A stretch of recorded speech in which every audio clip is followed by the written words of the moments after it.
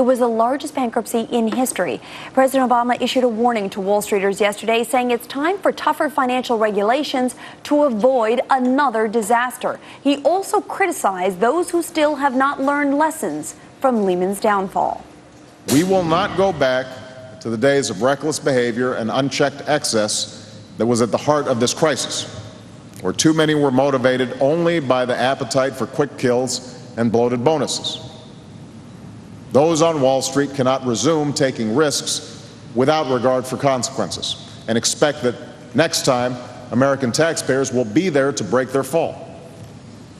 And that's why we need strong rules of the road to guard against the kind of systemic risks that we've seen.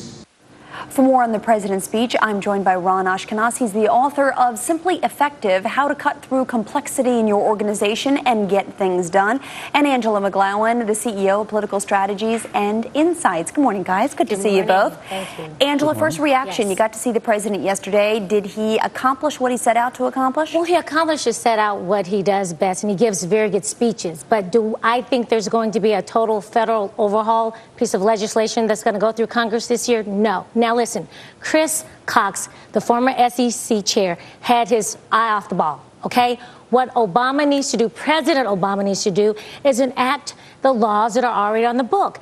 You had a lot of people pumping and dumping stocks, shorting stocks, a lot of things happened, and then he hires Geithner, who was a part of the first stimulus package, who gave AIG the bonuses. So my advice to the president would be, Alexis, to enact the laws already on the book and instead of trying to augment the laws.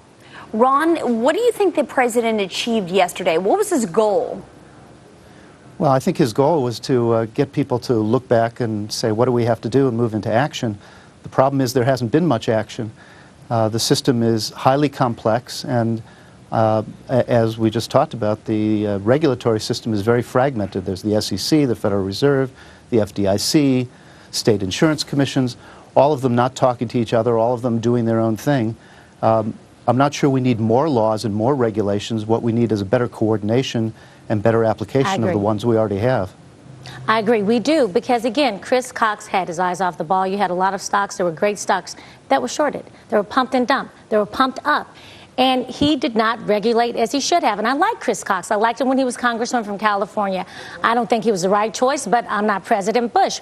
But what Obama needs to do now is enact the laws that are on the book, toughen the laws that are on the books, instead of creating this whole new system under Barney Frank. Except that, Ron, the problem with that, I understand that we've got some strong regulatory bodies, but you have to admit, Ron, there are gaping holes in the way our regulatory bodies function and in our ability to communicate with one another. AIG is a classic example. When he said in a speech yesterday, some companies had a fielder's choice of regulators to choose from, well, AIG is an example of that. We have to fix that, wouldn't you agree? Well, I agree, but part of the case is the regulators aren't talking with each other.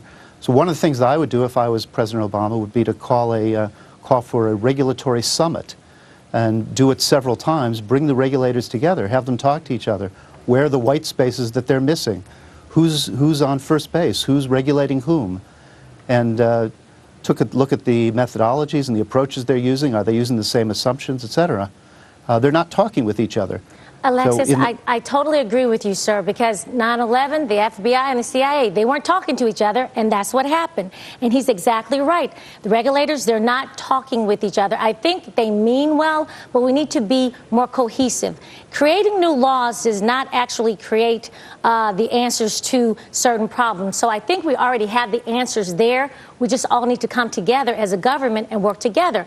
But we need Wall Street corporations and government to work together, just not government alone. Yeah, it's interesting, Ron, because he's between a rock and a hard place in that he was trying to speak to Main Street yesterday and to sort of slap Wall Street on the wrist and say, look, it's your responsibility to step up to the plate before we enact the proper legislation. The onus should be on you to do that now. But don't forget that the American taxpayer was there when you needed them, but Main Street isn't feeling the dividends. How does he wrestle what Main Street feels? Because the polls still suggest that they're very angry. Well, I think a lot of the discussion has been around compensation and the feeling that people on Wall Street make too much money and it's not quite right. The issue that I think Obama needs to deal with is the compensation. It's not that it's too much. It's not connected more directly to value.